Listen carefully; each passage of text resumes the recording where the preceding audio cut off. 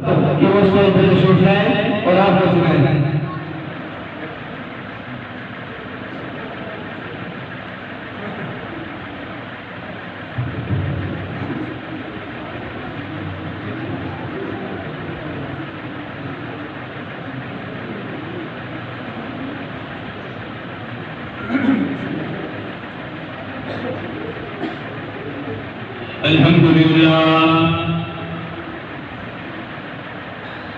الحمد لله نحمده ونستعينه ونستغفره ونؤمن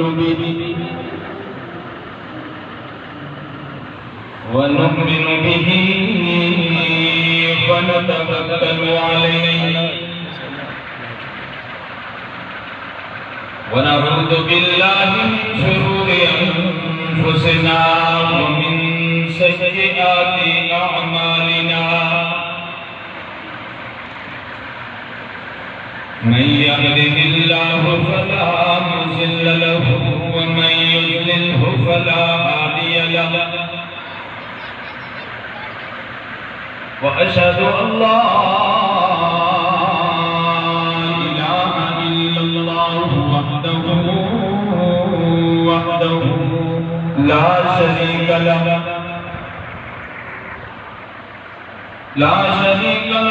ولا نظير له ولا مثل له ولا مثل له ولا مثال له وأشهد أن سيدنا وسندنا وحبيبنا ومولانا محمدا عبده ورسوله أرسله بالحق بشيرا ونذيرا وداعيا إلى الله بإذنه وسراجا منيرا أما بعد فأعوذ بالله السميع العليم وبوجهه الكريم وسلطانه القديم من الشيطان الرجيم بسم الله الرحمن الرحيم وأن المساجد لله فلا تدعوا مع الله أحدا صدقت يا رب العالمين قال النبي صلى الله عليه وسلم أحب البلاد إلى الله مساجدها وأبغض البلاد إلى الله أسواقها وقال النبي صلى الله عليه وسلم من أحب سنتي فقد أحبني ومن أحبني كان معي في الجنة صدق رسوله النبي الأمي الكريم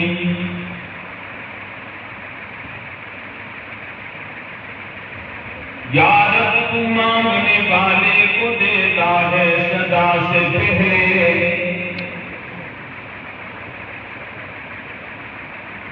یا رب تو مانگنے والے کو دیتا ہے صدا سے پہلے میں نے سنا ہے کہ تو سنتا ہے دعا سے پہلے سبحان اللہ میں نے سنا ہے کہ تو سنتا ہے یا رب دعا سے پہلے یا رب جو تیرا نام لے کر کرتے ہیں مریضوں کا علاج تو ان کو بھی شفا دیتا ہے دوا سے پہلے سبحان اللہ اگر دنیا میں رہنے کا ارادہ ہے تمامی کا اگر دنیا میں رہنے کا ارادہ ہے تمامی کا تو گلے میں توق ڈالو پھر محمد کی غلامی کا سبحان اللہ محمد کی غلامی دین حق کی شرط اول ہے، وہ اس میں اگر خامی تو سب کچھ نامکمل ہے۔ ان اللہ وملائکتہ یصلون علی النبی یا ایھا الذین آمنوا صلوا علیہ وسلموا تسلیما کثیرا کثیرا۔ محبت سے باواز اپنا درود شریف پڑھیں، اللہم صلی علی محمد وعلی آل محمد کما صلیت علی ابراہیم وعلی آل ابراہیم انک حمید مجید۔ اللہم بارک علی محمد وعلی آل محمد کما بارکت علی ابراہیم وعلی آل ابراہیم انک حمید مجید۔ قابل صد احترام حضرات علماء کرام، دیگر مسجد میں موجود معززین علاقہ، میرے قابل احترام بزرگوں، دوستوں، مسلمان بھائیوں،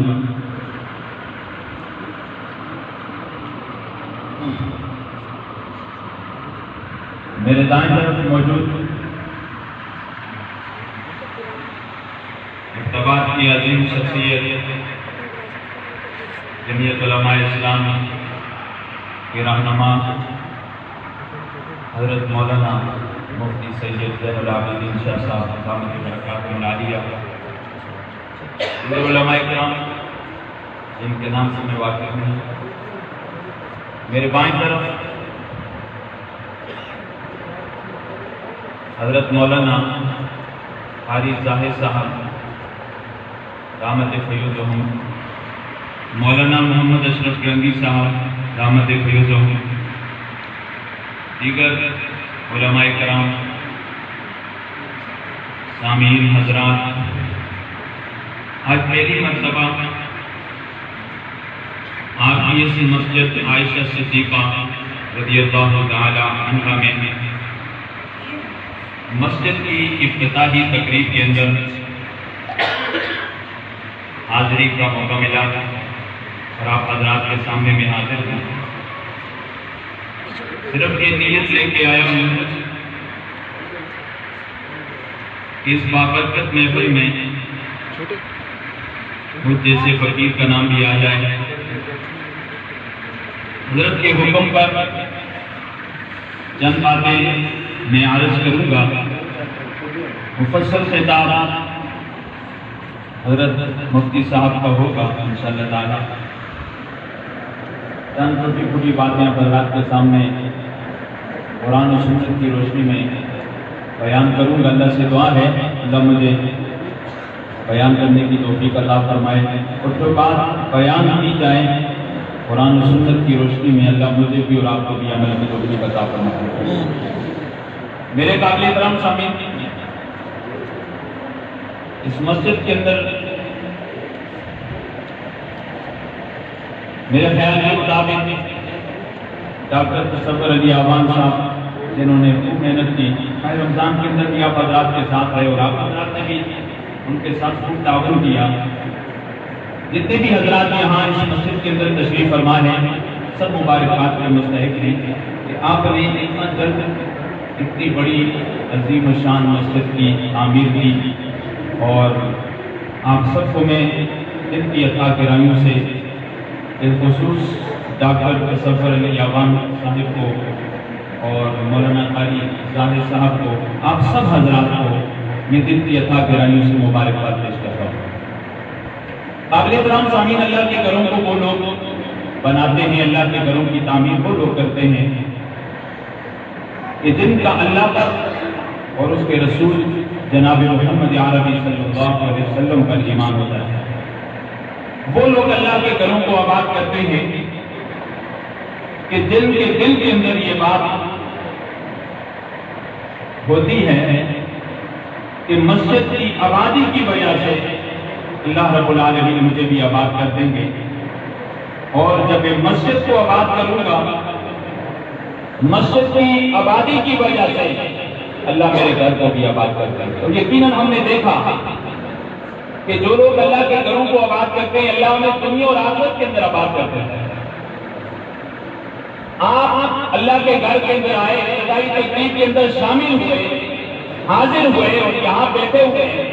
یہ عزم مصمم کریں کہ ہم اللہ کے گھر کو آباد کریں گے انشاءاللہ. جب آپ اللہ کے گھر کو آباد کریں گے سب مل کر, یہ اللہ کا گھر آباد ہوگا, آپ کا محلہ آباد ہوگا, آپ کا شہر آباد ہوگا, آپ کا ملک آباد ہوگا. جب تک مسجدیں آباد نہیں, میرے قابل احترام سامعین, میں اور آپ کبھی بھی آباد نہیں ہو سکتے. آج دیکھیے اس ماحول کی طرف ایک نظر دوڑائیے, ہر طرف یہود و نصارہ کی یہ کوشش ہے کہ مساجد کو ویران کیا جائے, مدارس کو ویران کیا جائے, لیکن مسلمان کسی صورت کے اندر نہ مسجد کو ویران کرنے دیتے ہیں اور نہ ہی مساجد کو ویران کرنے دیں گے. اس لیے کہ ہمارا ایمان ہے کہ جب تک مسجدیں آباد ہیں ہم آباد ہیں, جب تک مدارس آباد ہیں ہم آباد ہیں,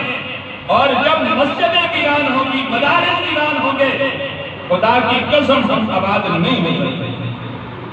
تو میرے قابل احترام سامعین, سرکار دو عالم میرے اور آپ کے آقا جناب محمد مصطفیٰ ذرا محبت سے کہہ دیجئے صلی اللہ علیہ وسلم فرماتے ہیں احب البلاد اللہ مساجدہا, زمین پر سب سے محبوب جگہ اگر اللہ کو ہے تو وہ یہ مساجد ہیں. قابل احترام زمین, یہ مسجد بنی, یہ قرآن کا مرکز ہے الحمدللہ, یہاں مدرسہ بھی بنے گا. اور حضرت فرما رہے تھے کہ ہم نے یہاں ایک قاری صاحب بھی رکھے ہیں کہ جو اس مسجد کے اندر بیٹھ کر قرآن پڑھائیں گے بچوں کو انشاءاللہ تعالی. میری بات بھی حضرت سے, اور میں نے حضرت سے کہا کہ وہ معیاری نظام یہاں پر ہو کہ یہاں جو بچہ ہے صحیح معنوں میں قاعدہ قاعدہ ترتیب کے ساتھ آنے والا ہو, یہاں جو بچہ ہے صحیح معنوں میں قرآن کو ترتیب کے ساتھ ناظرہ پڑھنے والا ہو, یہاں جو بچہ ہے صحیح قرآن کا حافظ ہو. اس لیے کہ یہی وہ مساجد ہیں ان کے اندر آنے والے بچے بعض حافظ قرآن بنتے ہیں, یہی مساجد ہیں جن کے اندر آ کر پڑھنے والے بچے مجاہد بنتے ہیں, یہی وہ مساجد ہے جن مساجد کے اندر آ کر آنے والے جو بچے ہیں قابل احترام سامعین ان کے اندر حج کا شوق پیدا ہوتا ہے, یہی وہ مساجد ہیں قابل احترام سامعین جن کے اندر قرآن کی آواز گونجتی ہے. جب قرآن کی آواز گونجتی ہے میرے قابل احترام سامعین اللہ کا آیا ہوا عذاب ٹل جاتا ہے. میرے قابل احترام سامعین, پھر یہ مسجد اس سے اذان کی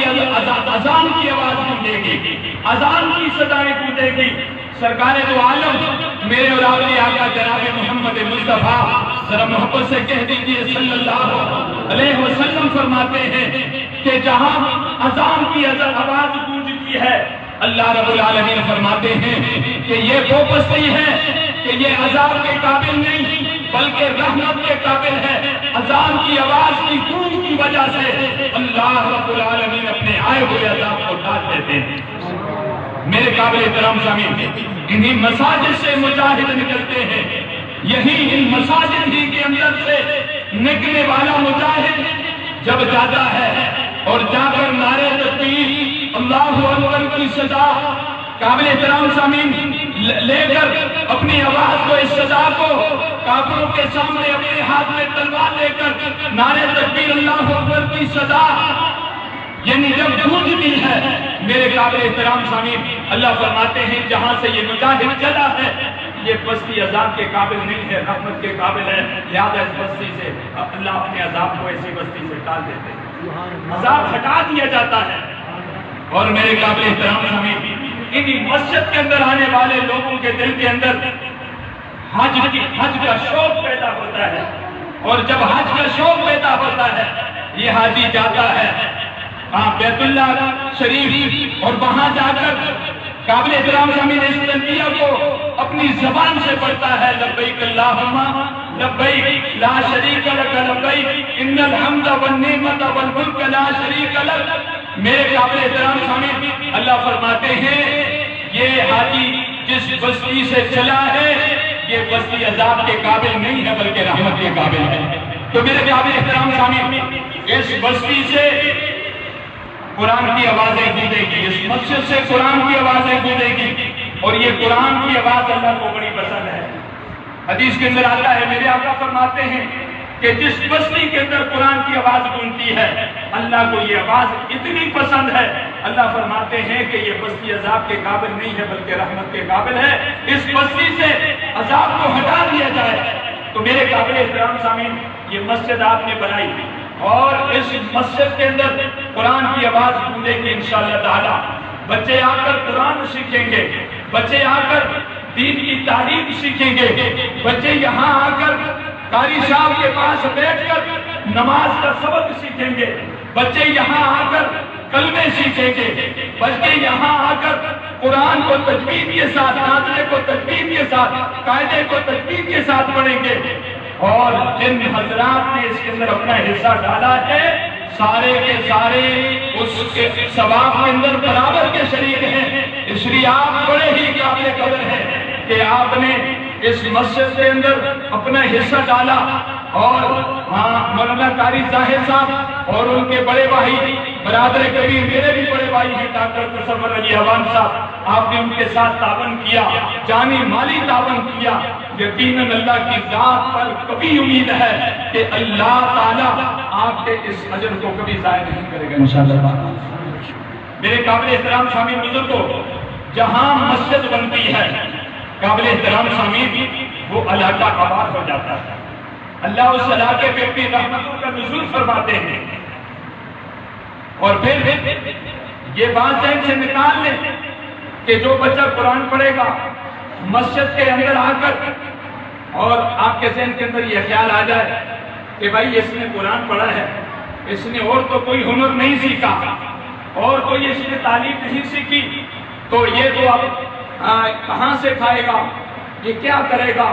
اس کا معاشی سسٹم کس طرح چلے گا۔ قابل احترام سامعین، یہ بات بھول جائے، وہ اللہ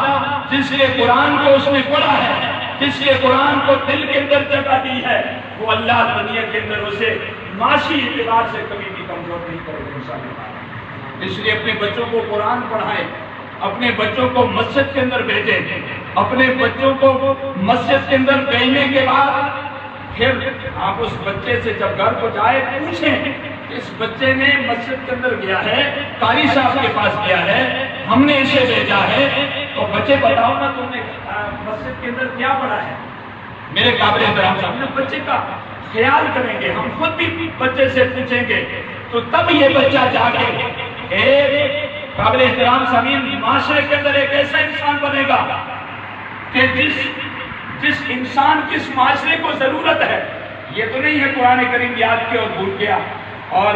ناظرہ پڑھا، اب صحیح طریقے سے ناظرہ نہیں پڑھ سکتا، ایسے پڑھنے پڑھانے کا تو کوئی فائدہ نہیں ہے۔ اس انداز میں پڑھا جائے کہ ناظرہ پڑھا ہے، صحیح طریقے سے پڑھا جائے تاکہ اس پر اللہ اجر عطا فرمائے۔ قابل احترام سامعین، یہ قرآن کریم یہ وہ کتاب ہے کہ جس کا دیکھنا بھی ثواب ہے، جس کا دیکھنا بھی کیا ہے، بولو قرآن کا دیکھنا کیا ہے، چار پانچ چیزیں ایسی ہیں نا جن کا دیکھنا ثواب ہے، ان کے اندر قرآن کریم ہے، اس کا دیکھنا ثواب ہے۔ اور دوسری چیز آب زمزم کا دیکھنا کیا ہے، بولو آب زمزم کا دیدار کرنا کیا ہے، ثواب ہے۔ بیت اللہ شریف کا دیکھنا کیا ہے، ثواب ہے۔ اور اپنے والدین کے چہرے کا دیدار کرنا کیا ہے، والدین کے چہرے کا دیدار کرنا ثواب ہے۔ میرے قابل احترام سامعین، اور پانچویں چیز، پہلی چیز آب قرآن کا دیکھنا ثواب، والدین کے چہرے کا دیکھنا ثواب، بیت اللہ کا دیکھنا کیا ہے، بولو ثواب ہے۔ اور اسی طرح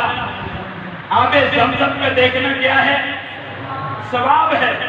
تو قابل احترام سامعین، ہم قرآن کو دیکھیں گے، دیکھنے پر بھی اللہ ثواب عطا فرمائے گا۔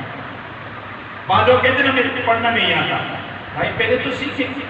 قرآن ایک ایسی کتاب ہے جس کا سیکھنا مسلمان کے لیے ضروری ہے، جس طرح ہم چھوٹے بچوں کو بھیجیں گے مدرسے کے اندر قاری صاحب کے بعد، اگر ہم خود مغرب کے بعد حضرت اگر یہاں بڑوں کی کلاس لگ جائے، بڑے آ کر بیٹھے قرآن کو سیکھیں، قرآن کے سیکھنے کے اندر تو کوئی شرم محسوس نہیں کرنی چاہیے. تو انشاءاللہ یہ عزم کرتے ہیں کہ اگر اس کو قرآن صحیح طریقے سے پڑھنا نہیں آتا، بغیر شرم کے ہم قاری صاحب کے پاس آ کر بیٹھ کر قرآن سیکھیں گے انشاءاللہ. جب سیکھ کر صحیح طریقے سے ہم قرآن کو پڑھیں گے تو اس پر بھی اللہ ہمیں کیا عطا فرمائیں گے؟ اجر عطا فرمائیں گے، ثواب عطا فرمائیں گے. تو میں عرض کر رہا تھا مساجد وہ جگہ ہیں کہ جو اللہ کو زمین میں سب سے محبوب جگہ وہ مساجد ہیں، جہاں اللہ کے گھر ہیں. اللہ رب العالمین فرماتے ہیں وَأَنَّ الْمَسَاجِدَ لِلَّهِ فَلَا تَدْعُوا مَعَ اللَّهِ أَحَدًا. میرے قابل احترام سامعین، یہ مسجدیں جہاں بنتی ہیں وہاں اللہ کی توحید گونجتی ہے، وہاں اللہ کی توحید گونجتی ہے. میرے قابل احترام سامعین، مسجد کے اندر آنے سے پتہ چلتا ہے کہ اللہ کی کیا پہچان ہے. مسجد کے اندر آ کر ہمیں پتہ چلتا ہے کہ پیارے محبوب جناب محمد عربی محبت سے کہہ دیجئے صلی اللہ علیہ وسلم کی سنت کو اپنانے سے اللہ کیا مقام عطا فرماتے ہیں. اور میرے محبوب بھی فرماتے ہیں من احب سنتی فقد احبنی ومن احبنی کان معی فی الجنہ. میرے آقا نے فرمایا جو میری سنت سے محبت، جس نے میری سنت سے محبت کی فقد احبنی، اس نے مجھ سے محبت کی. ومن احبنی، جس نے مجھ سے محبت کی کان معی فی الجنہ، وہ جنت میں میرے ساتھ ہوگا. سب حضور کا ساتھ جاتے ہیں انشاءاللہ تعالی. نبی کی سنت کو اپنائیں، نبی کے طریقوں کو اپنائیں،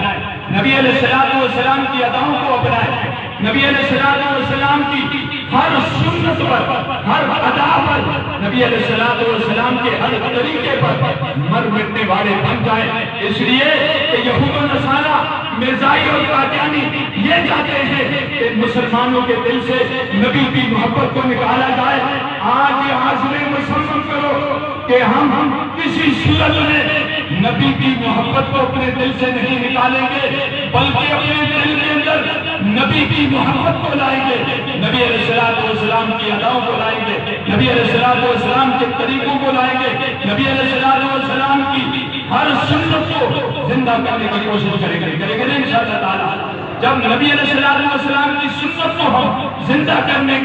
کی کوشش میں لگیں گے، اللہ رب العالمین اپنے فضل و کرم اور اپنی رحمتوں کا نزول فرمائیں گے. اور ایک اور بات جو بالخصوص گاؤں کے اندر موجود رہتی ہے، اکثر چھوٹی چھوٹی باتوں پر ہمارے گاؤں میں یہ ہوتا ہے، ہاں ادھر کی تو مجھے پتہ نہیں ہے، ہمارے گاؤں میں یہ ہوتا ہے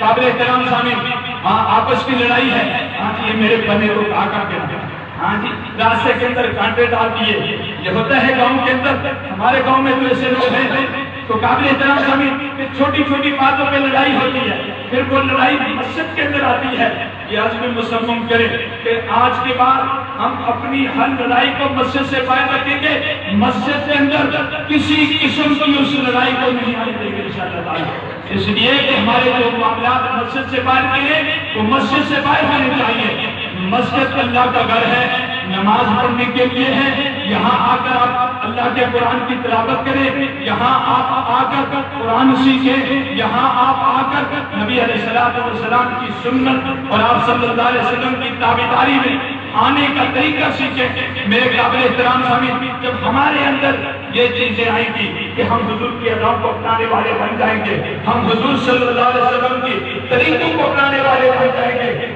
مسجد کی بات مسجد کے اندر اور باہر کی بات باہر چھوڑ کر آئیں گے، انشاءاللہ تعالی اللہ کی طرف سے ہم پر رحمتوں کا نزول ہوگا، اللہ ہم پر اپنے فضل و کرم کا نزول فرمائیں گے. تو میرے قابل احترام سامعین بزرگوں، میں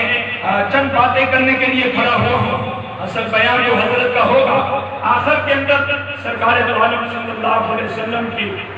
شان میں چند اشعار میں پڑھوں گا. تو مجھے امید ہے کہ آپ کو یہ اشعار پسند آئیں گے اور آپ خاموشی سے نہیں بیٹھیں گے، بلکہ محبت سے جو شعر اچھا لگے گا